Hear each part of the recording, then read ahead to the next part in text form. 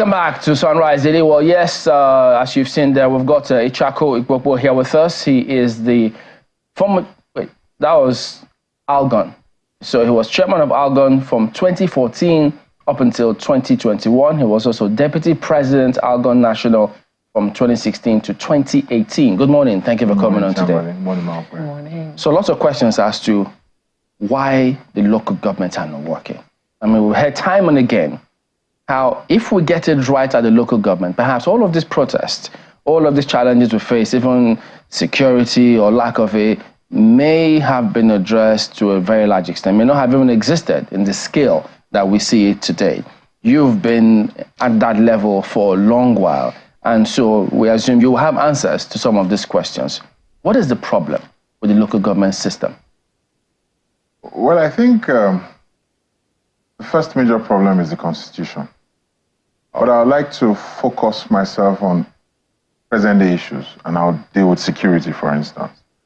I'm happy that the former governor of Kano State was here, Senator Ibrahim Shekaro. If you listen to him, he has given a clear roadmap as to where we should be going as a nation. Truth is that you can't build a nation on nothing. The local governments and LCDAs are component parts of the federation. And so for you to function, and I'll give you a very clear instance. We're talking about security today. Today in every local government, you can call your community, there's a vigilante. People are paying for their own security in all our communities. Now, what Hisba has done is to translate that into a government process and pay for them and ensure that they give the information we need to survive as a country. Every crime takes place in a community. And so we are saying that move that authority, most of it, to the local government chairman. And they can effectively ensure that security is paramount in the agenda for the local government. There are a lot of reasons why local governments are not working. And I'm not sure we can espouse all of them today. Okay, so for those who say, because the bill maybe it will come up for second reading, I think it will. Which today, of the bills now? For establishment of state police. So now, can we go ahead and have that? And if we have that, do we have a right platform to even operate that? I do not quarrel with the proponents of state police. What I'm interested in is that state police will also take the form that the current police has taken. What I'm interested in is community neighborhood policing. That is what we need as a nation. Yeah, is that not going to be a component of multi-level policing? We don't need any laws. Go and look at what Ibrahim Shekaro said, Senator Distinguished. Look at what he said. And that's been the current president of ALGON, Kolade Alabi, held a meeting on 3 occasions.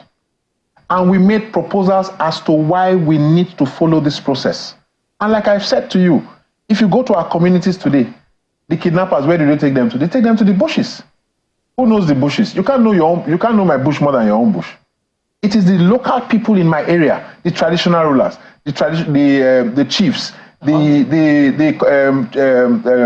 religious leaders in the communities. They come together and form this neighborhood vigilante. What they are doing now is that they are paying for their services by themselves. And so you are not really responsible to them because they are protecting themselves. What is the purpose of government? To provide security for the people. We're not doing that. We're not doing that. So the point I'm making, I don't fault, first of all, it will take a long time for state police to come. I can bet you. We go through the cycle of constitutional amendment all the time. I don't quarrel with that. I'm saying that side by side what they are doing, and many states have started doing this, is to ensure that we activate properly the process of empowering the council chairmen across the country to take charge of community policing. Yes, but why are the council chairmen themselves too not pushing directly for it? I mean, you talked about how the president of ALGON has held 3 separate meetings, but we haven't heard them vocal enough, reaching out and saying, we can do this. You're talking about, everybody knows about community leaders or traditional rulers, and the fact that we have vigilantes in almost every community. Sure. That has been done by self-help and through self-effort. Sure. What exactly is stopping the local government chairman from being at the forefront of this? Funding. If your security vote, for instance, is 1 million, what do you do with that? That's the average security vote for every council chairman across the country. 1 million. 1 million, 1.5. Some 500, some 200. Yeah, so funding, but the funding somehow is appearing when the traditional rulers and co need to raise funds from amongst the people for this thing to be... You know, when I say funding, yes, for instance, you are aware, or I'm telling you, that many states are not honest with their local governments in the areas of funding. I have seen or heard where governors go home or make use of 200, 300, 500 million for their security votes. Where the challenge is the local government. You leave the chairman of council with 1.5 million. What does he do? so my point is this. I mean, and maybe it's not a point, it's a question I'm trying to ask. Because somehow, I mean, if the leaders, if the local government chairmen themselves were transparent and also had the trust of the people whom they led, the chances that when you say, look, this is the budget I have for security, this is all I have been given, we need to be able to raise money in this community for our own safety. Why do you want to keep raising money from the people for their own security? Aren't they currently doing that? When there's provision for you to have funds as a local government chairman. In many states, I'll give you a typical example. As it is today, local governments across the country have 508 billion in the Ministry of Finance. The Paris Club reforms of 2016-2018 were not returned to them. Only 3 states, Jigawa, Delta, and Osun, paid these monies to their states. Now, if these funds come in, and local governments get an increased allocation, which I know has gone up now because the fuel subsidy has added a lot of funds to the local governments, but they don't have authority. So outside funding, the major other issue is authority. What do you mean they don't have authority? What authority does it over a DPO? It doesn't have authority over a DPO. Oh, okay, local government chairman. But there are two, see, as it is now, the vigilante is a self-help. We're saying convert that vigilante into a government-run security outfit and pay them. Wait. The former IGP, at the time when several people were clamoring for state police, as it were, he did say he preferred community policing. And they put a committee in place. They did all of that program for community policing. So now you say... It's not existing. It doesn't exist. It's not existing in collaboration with the IG. It's not existing. What is existing is what, if you listen to what Malcolm said, self-help. So what we do, for instance, if I get 1.5 million as my security vote, there are 11 wards in my local government. I can say, please, because that is not, I mean, I need to, SSS is there, even the police. You have an average of 100 policemen to cater for 400,000 people in the local government. So I can, through all the neighborhoods, I say, take 20,000 or 50,000 to support you. Touchlight, recharge card, and all of that. That's the best we can do for them. How come you say that the law, or are you saying that the law doesn't currently provide for community policing? No, which law? So at the moment now, the police cannot reorganize themselves and ensure a very consistent focus on the community? I will not want Why can't that happen? I don't want to deal with the police. I want to rather deal with the issue of the community. Because if we deal with the community issue, it becomes less problematic for the police. Yeah, but who will police the community? Is the police? No, that's the problem. Who will? The people, the vigilante. That is the responsibility we want to place on them because they know their communities more and better. You kidnap somebody, you hear they're in the bushes. How do you solve the problem? The people know where the bushes are. The people know the routes to these places. Okay. But Mr. Popo, I have a theory. And even though you have tried to say that the problem why local government chairmen are unable to take the forefront is because they don't have the funding and the authority, True. I have a theory that it is because they did not have the trust of the people. That is because community policing essentially it deals on trust. The community, whenever it is they see anything around, they need to trust that whoever it is they're going to go and give this information to will not only not divulge who gave it to them, but would also protect them. That trust needs to be there. It's fading. They also need to trust that the local government chairman has their best interests at heart. So far, so good. In many local governments, we do not see that level of, let's say, that level of responsibility being shown by many, and I'm sure there are a few exceptions, being shown by many local governments. As a matter of fact, in some local governments, when you go there, They only come there once a month, and that is when the allocation comes, salaries are paid, everybody takes their share, and local government closes for the day. These are the kinds of things that we see. So is it really a matter of funding or how the local government itself is currently operating? So can I? Of course, by all means. There is a myth and truth about local government administration, and I think you are falling into that trap. I was chairman of council, and I know you have access to my state a lot, Delta, and you can ask questions.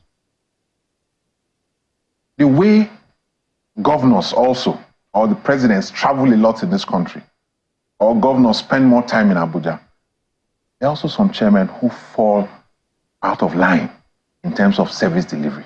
There's no doubt about that. The real issue is for those who do their job. Do you say some? Yeah, I said some. Some or... I said some. The reason I say some is because I'm a player. I've been involved in local government administration. I work with them both at the state and the national level. So I know their commitment. And I'll give you an example. There was a chairman in my local government, in my state. He wasn't going to work. He didn't get a second term. He didn't get a second term. He was operating from Warri. He didn't get a second term because you needed to be at work to understand what the people wanted. So when I say authority and funding, I understand what I'm talking about. Because with authority and funding, it's easy for you as chairman to say trust issues are neither here nor there. And I say that with all sense of responsibility. Because you can't sit here and talk about trust issues of someone who is in his local government ensuring that there's peace and security. No, don't get me wrong. I did make an exception when I put my question to you. I did say there are a few exceptions. Well, there are more on my part. I do not know how. There are few exceptions. Maybe you need to call your local government chairman. No. It also happens. I live in the federal capital. There's a local government chairman here. Area council chairman, but usually in the districts, in most of the districts, the immediate presence of the person you feel is the federal capital, is the minister. Don't put it that way. The minister has an overwhelming presence here at the federal capital. Well, he does, but actually you should be the chairman of council, particularly in the FCT, have their roles to play. And if they play them well, I'm sure even if you listen to the minister and what he has been saying, he said, go and do your job. Interestingly, he says that, but you also know how the FCT is structured. It has a lot of estates. So usually if you have problems, maybe the first person you talk to will be your estate, Exactly, providing, I agree. Service within your estate. So you might not exactly have any relations, but I mean, we have lived in other parts of this country. As a youth corps member, I'm sure if you go and talk to coppers in many parts of this country, who are currently serving, what exactly has been their experience with, because when you are sent to a community, one of the first places you have to report to is a local government. Is a local government. True. And for years, I mean, as a copper, I remember when I served, we didn't see our local government chairman. Wow. I mean, I lived in a local government, and I saw just how it was. And I've also stated that fact. Run first time. No, I'm trying to say that at least in that state, it was the rule. It was not an exception. Well, in many places, I'm not disagreeing with you. And this has been going on for years. And I'm only saying that it's not just about council chairmen. You find a lot of governors who are absentee governors. And that's the truth. It doesn't take away the fact that the council chairmen, who are supposed to be closest to the people, for a governor who is responsible to his duties, you understand? I served under two governors, Dr. Odwan and Senator Kowa, and they took it very seriously to stay at your duty post. Okay. So I'm saying that there are always exceptions. So you also... sorry to interrupt you. No, it's okay. You made reference to the fact that a local government chairman who did not do what he was supposed to do in Delta, was not re-elected. True. This also happened. I mean, because there were complaints from the leaders and the community people that he wasn't coming to work. So this happens in a place where even elections take place. Oh yes. So in places where you have caretaker chairmen, and you have that in a lot of places. How do we begin? Or in places where the governors are the ones who install the local government chairman, how do we, when I talk about trust, I know what I'm talking about. It's a fundamental issue. I also understand the issue of trust. Exactly. I've been there. I want you to talk to I've been there. And how that affects how the people relate to their local government chairman. Nobody from the moon comes to be served or serve in their communities. Nobody. So the issue of trust is neither here nor there. It's important. And so you must endear yourself to the people while serving them. And when I hear that local government chairmen are handpicked, governors are handpicked, House of Assembly members are handpicked in this country. And that's the reality we must face as a people. So that you are picked to serve does not mean that you will not serve properly. Because your antecedents must speak for you at all times. Your background must speak for you at all times. And on that note, you must realize that you are serving a people and you must have an agenda. That you were picked does not mean that you should not have an agenda. And most times in any event, you prepare yourself to say, I want to be council chairman. And you are not usually the only person on that plate. Because we are moving from security to general issues of local government administration. And the truth of the matter is this. Funding, like I've said, and authority. But the issue of funding for police, for vigilante particularly, local governments need more funding to ensure that it's a priority for them. And by 50% in the first 1 month of local governments being funded properly, issues of security will reduce tremendously in this country. Let me ask you, if it was so easy, you said, we don't really need a new law to get into the space of neighborhood police and the rest of that. A number of people will question you straight up, asking, first of all, what happened to the Ebobiagos, the Amotekuns of this world, which are supposed to be similitude of community policing? What happened to, and if it was so easy, what have we been waiting for until now?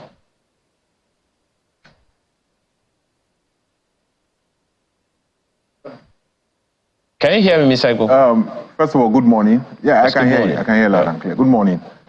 I listened carefully to your question, and I think that no government policy is easy. No government policy is always easily accepted. The 3 presidential candidates talked about fuel subsidy. The one that implemented it, everybody is screaming. It is how, when, and why. That is where we are. On the issue of community policing, and I say this, ask the governors that set up those security outfits, how well did they consult with the council chairman? How well did the council chairman, local communities, community heads, traditional rulers participate? If I had a problem as council chairman and I called a meeting, the traditional rulers are the first to be there. The president generals of the communities are also there. The youth leaders of the communities are also there. They have answers to all these questions.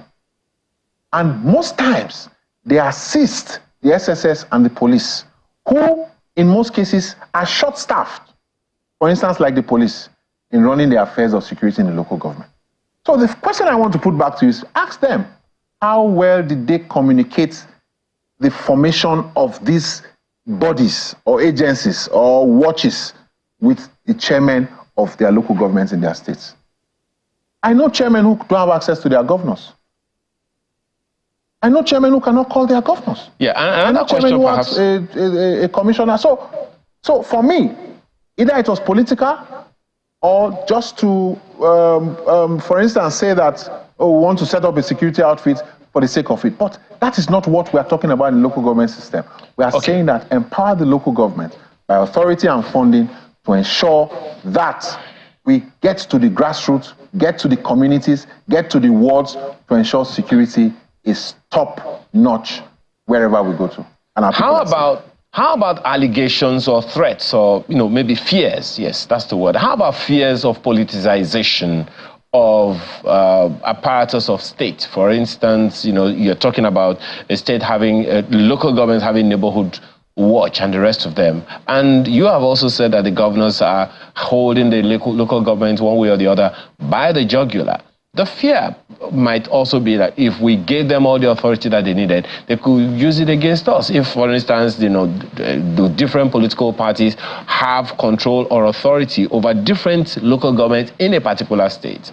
How do we deal with the politicization, or rather the fears of politicization of such community or neighborhood security structures that you're talking about? It's always there. It will never leave. And that should not be the reason why we should not begin the process. The federal police today is used against many state governors that don't cooperate with the president, right from Obasanjo's time. And so it's nothing new in this country. A governor was abducted in this country by a civilian. And we have had cases of governors and their commissioners of police having issues. The reason they have issues is because they are not under their control and command. So the issue of fear does not arise. And you see, we are a nation that is 64 years. We need to realize that if we don't begin to understand our own democracy, we will not grow from where we are. And our democracy tells us that when we are most vulnerable is when we come to action. Today we are vulnerable as a nation with kidnapping, with all the attendant.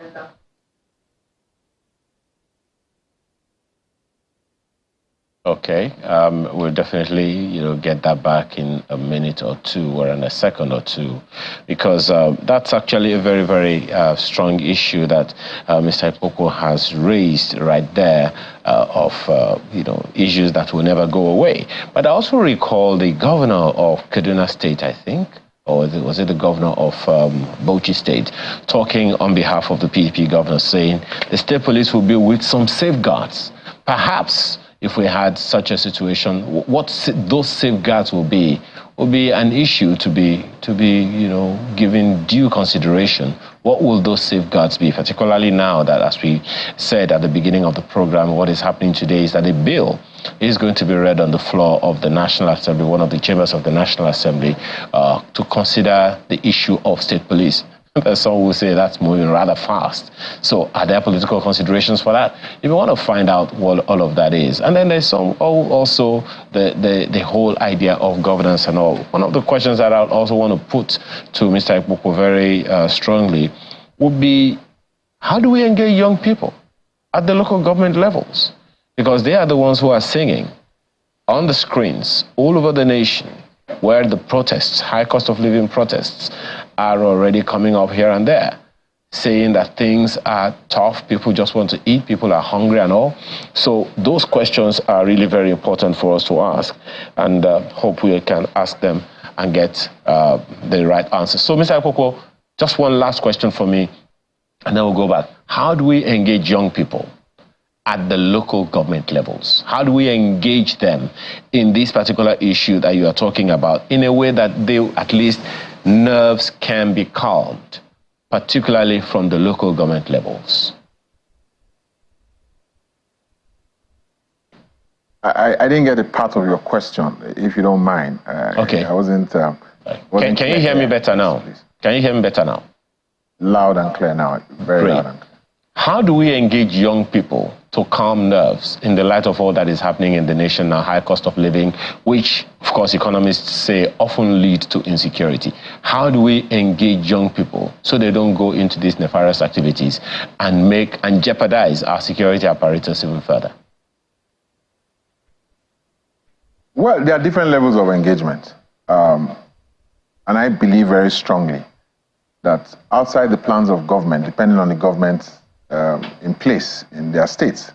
But as somebody who has been engaged in local government, I believe very strongly that the local government is the easiest place and the first port of call for youths to be engaged. Don't forget that there's also urban migration. So it depends on the quality of youth you are talking about. Now, for those who remain in the communities, I think that they can be engaged in different ways. Most of those who remain in the communities want to be meaningfully engaged. So there's farming, and there's technology. And once you're able to get, for farming, what do you do is provide all the necessary utensils they need to work. Provide seedlings, provide hectares of land for them where they don't have, and ensure that you help them to start off fish farming for those who want to engage in that. And then for those who want to be engaged in technology, build technology hubs. The local government can get engaged in technology hubs. I'm aware that in the recent time, in fact, in the last 4 months, the allocation has gone from 0 to 150%. I can tell you that. So a local government that was probably earning 17 million after paying salaries is now doing 280 million. Yes, I can tell you that for free. Right. I guess we know that we've got to do a lot more and do things differently to get improved results. So we have to thank you for coming on. Ichako Ikpokwo was the chairman, ALGON, Delta State, from 2014 up until 2021. Thank you for coming on today. My pleasure being here.